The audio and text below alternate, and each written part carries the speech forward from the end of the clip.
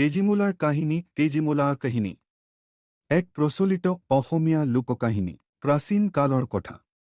এখন গাঁৱত এজন সৌতালী আই আৰু তেওঁৰ স্বামীৰ সন্তান তেজীমলা নামে এগৰাকী মিষ্টি, সৌম্য আৰু বুদ্ধিমতী ছোৱালী আছিল। তেজীমলাৰ মা বহুত আগতেই মৃত্যুবৰণ কৰিছিল।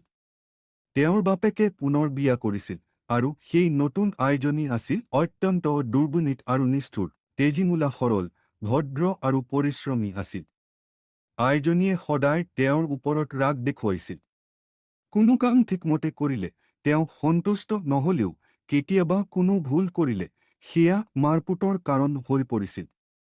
তেজীমলাৰ বাবেই তেওঁ ঘৰত সকলো কাম, ধান কুটা, জল আনিব, ভাহা ধুব, ৰান্না কৰা আদি পূৰ্ণ নষ্টামোৰে কৰাইছিল।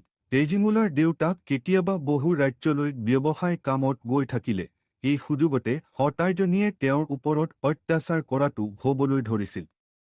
দিনত খোৱাও কম, কাম বেছি আৰু জোৰকৈ মাৰপিট। তেজীমলা সকলো সহি থাকিছিল।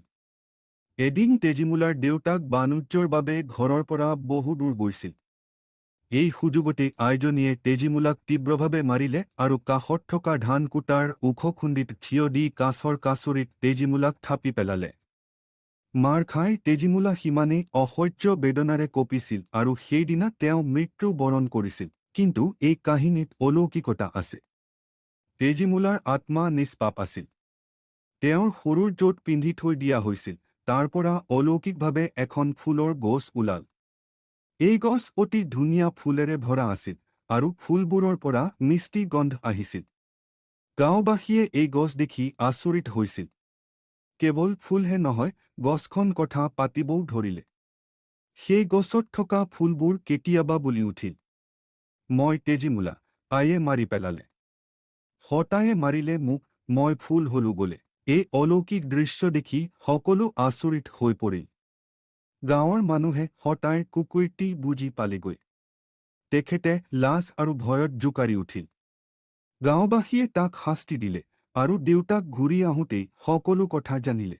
তেজীমলাৰ দেউতাই কেঁচা কান্দিলে আৰু ফুলগছখনৰ কাষত গৈ ক'লে, মোৰ ল'ৰা, মোক এৰি নেযাহ। মই তোলৈ পুনৰ ঘূৰাই পাব নোৱাৰোনে? এই কাহিনী শুনি অলৌকিক ঘটনাত তেজীমলাৰ আত্মাই শান্তি পাইছিল। কিছুমান মতে গছখন ধূৰে ধূৰে মাটিত মিলি গ'ল আৰু গছৰ পৰা পুনৰ তেজীমলাৰ শৰীৰ ওলাই আহিল। তেওঁৰ আত্মা সদায় সত্য, নিৰ্ভৰযোগ্যতা আৰু নিষ্পাপতাৰ প্ৰতীক হিচাপে গাঁওখনত পূজিত হ'বলৈ ধৰিলে। তেজীমলাৰ কাহিনী সত্য, ন্যায় আৰু নিষ্পাপতাৰ ওপৰত আধাৰিত। অপৰাধী সদায় শাস্তি পায় আৰু সত্য কেতিয়াও লুকুৱাব নোৱাৰি। সৎ মন, দুখত সহিষ্ণুতা আৰু সহানুভূতিৰ শক্তিয়ে অলৌকিক পৰিণতি ঘটাব পাৰে।